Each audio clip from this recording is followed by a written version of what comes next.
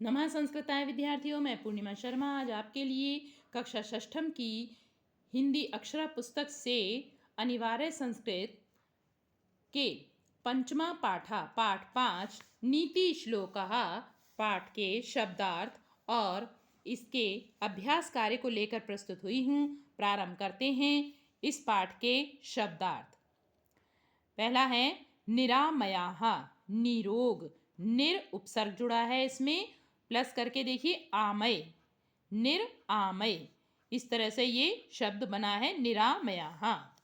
दुख भाग दुखी माँ नहीं, अलसस्य आलसी को, अधनस्य निर्धन को या गरीब को।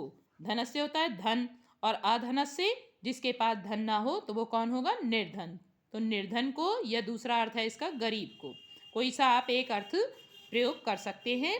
पात्रताम योग्यता को, पात्रत्वात् योग्यता से, आपनोति प्राप्त करता है, ततः उससे, कुतः कहाँ, परहस्त गतम, पर मतलब दूसरे, हस्त मतलब हाथ, गतम मतलब गया, तो पूरा अर्थ हो गया इसका दूसरे के हाथ में गया। कार्य काले, कार्य काले मतलब आवश्यकता पड़ने पर, या इसका दूसरा अर्थ है अवसर आने पर।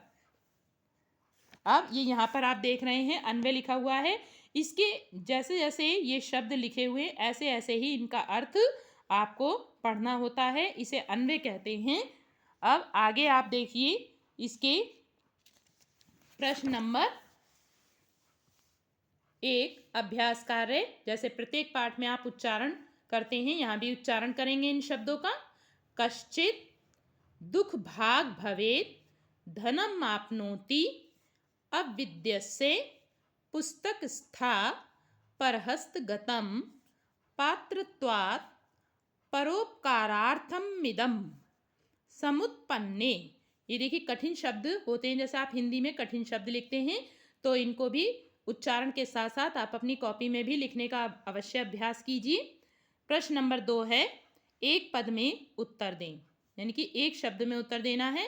पहला है सर्वे किम पश्यन्तु, तो इसका उत्तर देखिए आपकी पाठ में ही दिया हुआ है, यहाँ मैंने निशान लगाया है 2 का।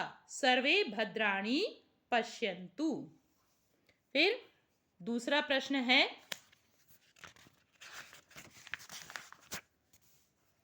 खा नंबर, कस्य मित्रम न भवति, किसका मित्र नहीं होता है? अधनस्य।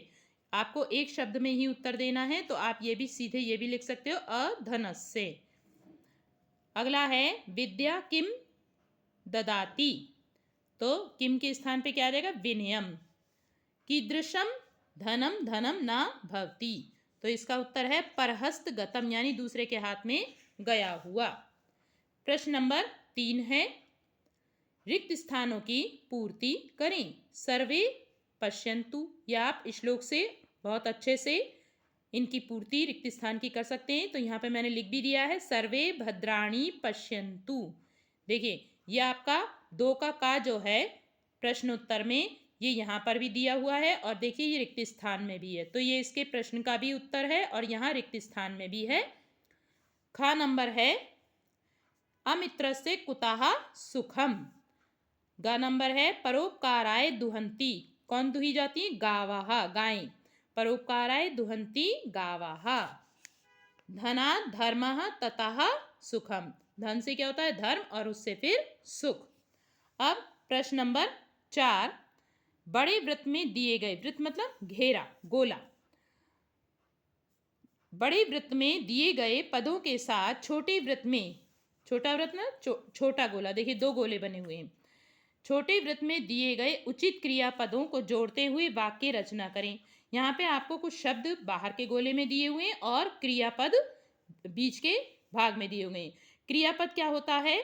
जो आप संस्कृत में धातु के नाम से जानते हैं, वही हिंदी में क्रिया कहलाती है। तो देखिए मैंने यहाँ पे इनको शब्दों को जोड़कर वाक्य बना दिए हैं। आप देखिए ये पहला है आपका विद्या, यहाँ से लेंगे हम, देखिए यहाँ पे क्या लिखा हुआ है? विद्या, और फिर हमने जोड़ दिया है विद्या ददाति विनयम। विद्या क्या देती है? विनम्रता देती है। तो विद्या ददाति विनयम। दूसरा देखिए सर्वे, देखिए ये लिखा है सर्वे सुखिना, तो किसे है? सर्वे भवन्तु, ये लिखा हुआ है भवन्तु, सर्वे भवन्तु सुखिना, यहाँ जोड़ के मैंने लिख दिया है। अगला है विनयात, देखिए ये लिखा हुआ विनयात और फिर याति लिखा हुआ है, तो इसमें आपको अतिरिक्त शब्द भी जोड़ने हैं जो आपको श्लोक में भी इससे सहायता मिल जाएगी, श्लोक से भी। विनयात याति पात्रताम।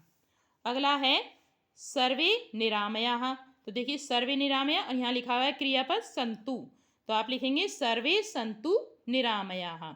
अब यहाँ पे सारे क्रियापद प्रयोग हो गए हैं और इसलिए हमने ये 2 शब्द हटा दिए हैं। आप भी इसका प्रयोग यहाँ पर नहीं करेंगे, आप केवल यही 4 सेंटेंस वाक्य बनाएंगे।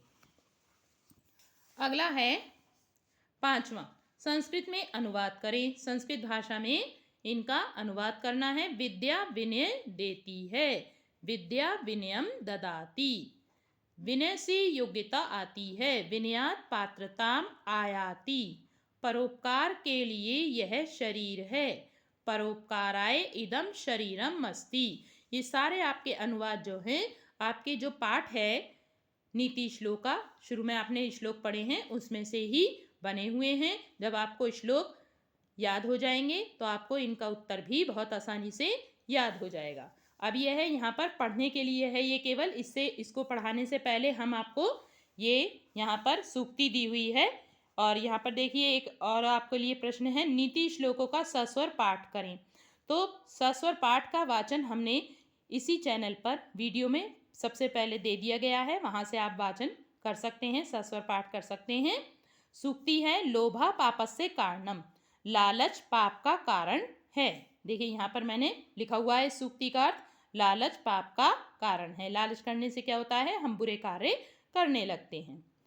तो अब इस बात की, इसके लिए आप इसको हम आपको पढ़कर बता देते हैं। अधरम मधुरम वदनम मधुरम नयनम मधुरम हसितम मधुरम हृदयम मधुरम गमनम मधुरम मधुराधिपते अखिलम मधुरम वचनम मधुरम चरितम मधुरम वसनं मधुरं वलितं मधुरं चलितं मधुरं भ्रमितं मधुरं मधुराधिपते अखिलं मधुरम् अधरं मधुरं वदनं मधुरं नयनं मधुरं हसितं मधुरम् अधरं मधुरं वदनं मधुरम्। आप इसको इस तरह से गाते गाते याद कर सकते हैं, इसको पढ़ सकते हैं। इस तरह से आपको संस्कृत भाषा में गीत गाने का भी अभ्यास हो जाएगा। आज के लिए इतना ही। अगले पाठ की वीडियो के साथ हम फिर मिलेंगे। धन्यवाद।